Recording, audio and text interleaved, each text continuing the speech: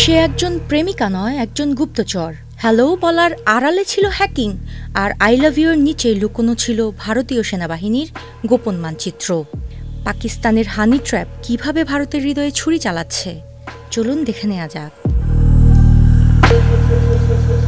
আধুনিক যুগে যুদ্ধ শুধু বন্দুক দিয়ে হয় না, হয় মনস্তাত্ত্বিক।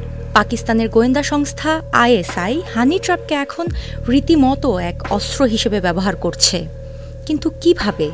সম্প্রতি একের পর এক ঘটনায় উঠে এসেছে চাঞ্চল্যকর তথ্য। মার্চ 2025 উত্তরপ্রদেশের ফিরোজাবাদ থেকে গ্রেফতার হন অর্ডিন্যান্স ফ্যাক্টরির কর্মী রবি কুমার, যিনি নেহা নামের এক আইএসআই এজেন্টের প্রেমের ফাঁদে পড়ে প্রতিরক্ষা তথ্য ফাঁস করেন। ফেব্রুয়ারি 2025 কর্ণাটকের কারওয়ার নৌঘাটির সংবেদনশীল তথ্য চলে যায় পাকিস্তানের কাছে। ফেসবুকের মাধ্যমে হানি ট্র্যাপে ফাঁসান 2 ভারতীয় নাগরিক। মে 2024 গুজরাটের প্রবীণ মিশ্র ফাঁদে পড়েন সোনাল গার্গ নামের ছদ্মবেশী এজেন্টের, যিনি ডিআরডিওর ড্রোন তথ্য হাতিয়ে নেন। গত কয়েক বছরে ভারতীয় সেনাবাহিনীর অন্তত 15 থেকে 20 জন সদস্যকে হানি ট্র্যাপে ফেলে সেনা তথ্য হাতিয়ে নেয়ার প্রমাণ মিলেছে। নারীকে গোয়েন্দা কাজে ব্যবহার নতুন কিছু নয়। ইতিহাস ঘাটলে দেখা যায় হানি ট্র্যাপের কৌশল ব্যবহার হয়েছে প্রাচীনকাল থেকেই, কখনো কূটনৈতিক উদ্দেশ্যে, কখনো সামরিক তথ্য হাতিয়ে নিতে।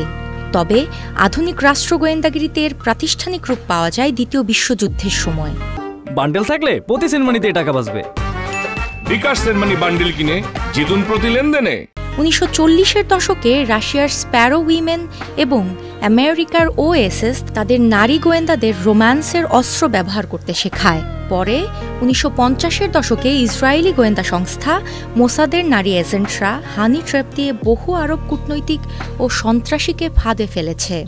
উদাহরণ দিয়ে বলা যেতে পারে, একটি বিখ্যাত কেস হল ইসরায়েলের সাইলেন্ট অ্যাঞ্জেল কোড নেমে পরিচিত নারী গোয়েন্দা, যিনি প্রেমের অভিনয় করে সিরিয়ার এক মন্ত্রী থেকে গুরুত্বপূর্ণ সামরিক তথ্য হাতিয়ে নেন।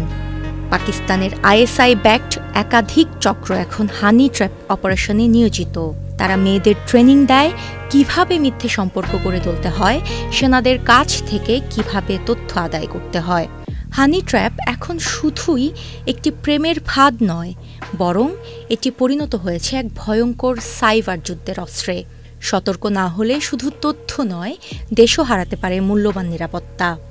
প্রেম এখানে প্রেম নয়, এটা এক ঠান্ডা মাথার গোয়েন্দা খেলা। এখন প্রশ্ন একটাই, দেশপ্রেম কি শুধু সীমান্ত পাহারায়, নাকি নিজের চ্যাট বক্সেও শুরু হওয়া উচিত সতর্কতা দিয়ে?